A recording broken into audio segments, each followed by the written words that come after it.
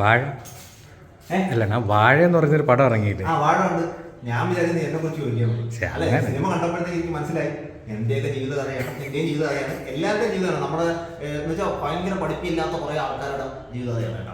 അപ്പൊ പോയി കാണാൻ പറ്റിയതെല്ലാം അതിൻ്റെ അകത്തുണ്ട്. ഇതിനകത്ത് പല സ്ഥലത്തും നമുക്ക് നമ്മളെ തന്നെ കാണാൻ പറ്റും. ഇവരുടെ ജീവിതത്തിൽ ഉണ്ടാകുന്ന സംഭവങ്ങൾ, ബാക്ക് ബെഞ്ചേഴ്സിന്റെ ഒരുപാട് പ്രശ്നങ്ങൾ ഇതിനകത്ത് കളിക്കുന്നുണ്ട്. അതുപോലെ തന്നെ മിഡിൽ ബെഞ്ചേഴ്സിന്റെ പ്രശ്നങ്ങൾ, അതുപോലെ തന്നെ ഫ്രണ്ട് ബെഞ്ചേഴ്സിന്റെ പ്രശ്നങ്ങൾ. ഭയങ്കര പഠിപ്പിയാണെന്നൊക്കെ പറഞ്ഞാൽ നമ്മളെ ഒരുപാട് കൂട്ടുകാരൊക്കെ ഇരിപ്പുണ്ടല്ലോ, അവരൊക്കെ നേരിടുന്ന ആ ഒരു ഡിപ്രഷൻ, അവർ കടന്നു പോകുന്ന ആ ഡിപ്രഷനൊക്കെ കൃത്യമായിട്ട് അവതരിപ്പിക്കുന്നുണ്ട്. അവർക്ക് ഫുള്ള് അച്ഛനമ്മമാർ അവരിങ്ങനെ പടി പടി പടി പടി എന്ന് പറഞ്ഞ് എപ്പോഴും ഇങ്ങനെ പറയുന്ന ആ ലെവലല്ലോ, അതെല്ലാം അടിപൊളിയായിട്ട് ചെയ്തിട്ടുണ്ട്. നമ്മുടെ ഇൻസ്റ്റാഗ്രാം ഇൻഫ്ലുവൻസേഴ്സ് ഒക്കെ കുറെ പേര് എൻ്റെ അകത്ത് അഭിനയിച്ചിട്ടുണ്ട്. തിയേറ്ററിൽ ഏറ്റവും ഓളം ഉണ്ടാക്കിയെന്ന് വെച്ച് കഴിഞ്ഞാൽ ഹാഷിർ. ഒരു രക്ഷയില്ല, ഹാഷിറിന്റെ പ്രകടനം അത്രയും മികച്ചതായിരുന്നു. കുറച്ച് നേരം ഉള്ളൂ ആൾ കുറച്ചേ ഉള്ളൂ. പക്ഷെ അതിനകത്ത് എനിക്ക് നെഗറ്റീവായിട്ട് തോന്നിയൊരു കാര്യം, ഹാഷിറിനോടൊപ്പം അലനും അജിനും വിനായകൻ അവരും ഒരു ടീമാണല്ലോ, പക്ഷെ അവർക്ക് മൂന്നർക്ക് സ്ക്രീൻ സ്പേസ് വളരെ കുറഞ്ഞുപോയി. ഹാഷിറിന് നല്ല രീതിയിൽ പെർഫോം ചെയ്യാനുള്ള സമയം ഉണ്ടായിരുന്നു, സ്ഥലവും ഉണ്ടായിരുന്നു, എല്ലാം ഉണ്ടായിരുന്നു. ഇവർക്ക് എല്ലാവർക്കും ഹാഷിറിനാണ് കൂടുതൽ പ്രാധാന്യം കൊടുത്തത്, ബാക്കിയുള്ളവർക്ക് അത്രയ്ക്ക് പ്രാധാന്യമില്ലായിരുന്നു. അജിനായാലും വിനായകനായാലും അവർക്കൊന്നും വലിയ പ്രാധാന്യമില്ല, അലനായാലും അവർക്ക് പ്രാധാന്യം കിട്ടിയില്ല. അവർക്ക് കുറെ കൂടെ പെർഫോമൻസ് ഞാൻ പ്രതീക്ഷിച്ചായിരുന്നു, ആ രീതിയിൽ കിട്ടിയില്ല കേട്ടോ. പക്ഷെ മൊത്തത്തിൽ പൊളിയാണ്. നമ്മൾ ഇൻസ്റ്റാഗ്രാമിൽ അവർ വീഡിയോ ഒക്കെ കാണൂലേ, വീഡിയോ ഒക്കെ കാണുന്ന രീതിയിൽ തന്നെ അവർ പെർഫോം ചെയ്തിട്ടുണ്ട്. ആ രീതിയിൽ എക്സ്പ്രഷൻ ഒക്കെ നല്ല രീതിയിൽ ഇട്ടിട്ടുണ്ട്. ഇനി എനിക്ക് ഡൗട്ട് എന്ന് വെച്ച് കഴിഞ്ഞാൽ ഇവന്മാർ ഇനി സീരിയസ് ആയിട്ടേ ഇതിനകത്ത് സെന്റിമെന്റ്സ് സീനൊക്കെ ചെയ്യുമ്പോൾ ഇവന്മാർ ചെയ്യുമോ ഇല്ലെന്ന് അറിയത്തില്ല. അല്ലെങ്കിൽ നസ്ലിനൊക്കെ പകരക്കാരനായിട്ട് വരാൻ പറ്റിയ ആൾക്കാരാണ് ഇവരൊക്കെ. ഹാഷിർ എന്തായാലും അവന്റെ എക്സ്പ്രഷൻ കൊണ്ട് ഇത് ചെയ്ത് ഏറ്റവും കൂടുതൽ ഫാൻസ് വന്നായിരുന്നു. കുറെ പേര് വന്നു അവന് വേണ്ടി. അവൻ കാണിച്ചപ്പോൾ തന്നെ കയ്യടി ഉണ്ടായിരുന്നു. പിന്നെ ആൾക്കാരെല്ലാവരും അവന് വേണ്ടി പ്രത്യേക BGM ഒക്കെ ഉണ്ട് കേട്ടോ. സർബത്ത് ഷമീറിന് ശേഷം BGM ഒക്കെ കിട്ടുന്ന ഒരു കഥാപാത്രം കുറെ നാൾക്ക് ശേഷം ഇപ്പോഴാണ് വരുന്നതെന്ന് തോന്നുന്നു. ആ രീതിയിലൊക്കെ ഉണ്ടായിരുന്നു. ഇത് എഴുതിയിരിക്കുന്ന വിപിൻ ദാസ്, ജയഹയുടെ ഡയറക്ടറാണ്. ഇതിന്റെ കഥ എഴുതിയിരിക്കുന്നത്, അയാളാണ് എഴുതിയത്. പിന്നെ പ്രധാന റോള് ചെയ്യുന്നത് കുറെ സീനിയർ താരങ്ങളുണ്ട്. ആ സീനിയർ താരങ്ങളുടെ റോളുകൾ സിനിമയ്ക്ക് വലിയ മുതൽക്കൂട്ടായിട്ടാണ് എനിക്ക് തോന്നുന്നത്. ജഗദീഷ് ചേട്ടൻ്റെ ഇപ്പോൾ പെർഫോമൻസ് നമുക്ക് അറിയാമല്ലോ. പുള്ളി ആ രീതിയിലൊക്കെ നല്ല രീതിയിൽ പെർഫോം ചെയ്തിട്ടുണ്ട്. പുള്ളി സിനിമയെ പിടിച്ചു നിർത്തുന്ന ഒരു കഥാപാത്രമാണ്. കോട്ടയം നസീർ പ്രധാന കഥാപാത്രം വരുന്നുണ്ട്.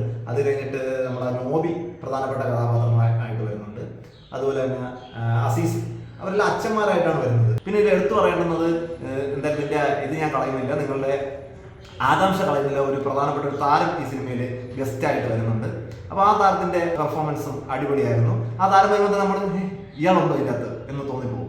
ആ രീതിയിലുള്ള പ്രകടനമായിരുന്നു.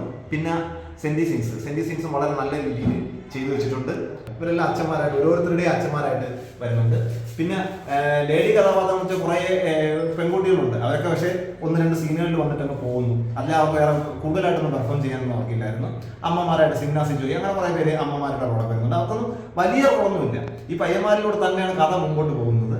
അപ്പോൾ നമ്മുടെ സാധാരണക്കാരായ ജനങ്ങൾക്ക് ഉണ്ടാകുന്ന കുറേ കാര്യങ്ങൾ ഈ സിനിമയിൽ സാധാരണക്കാരായിട്ട് നമ്മുടെയൊക്കെ ജീവിതത്തിൽ സംഭവിച്ചിട്ടുള്ള, നമ്മുടെ കൂടെയുള്ള ആൾക്കാരുടെ ജീവിതത്തിൽ സംഭവിച്ചിട്ടുള്ള കാര്യങ്ങളാണ് പറയുന്നത്. അപ്പോൾ എൻ്റെ കൂടെ സിനിമയ്ക്ക് വരുന്നുണ്ട്.